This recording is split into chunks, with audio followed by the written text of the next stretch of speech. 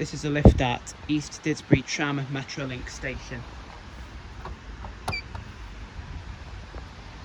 It's a Schindler 5400 lift. Here it is.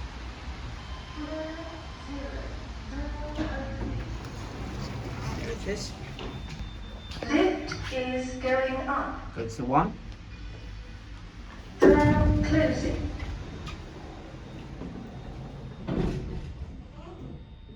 It's not in the best condition, this lift. Capacity 1275 kilos, 17 persons. This is not in good condition at all. Rear door opening. We're down to 0. Lift is going down.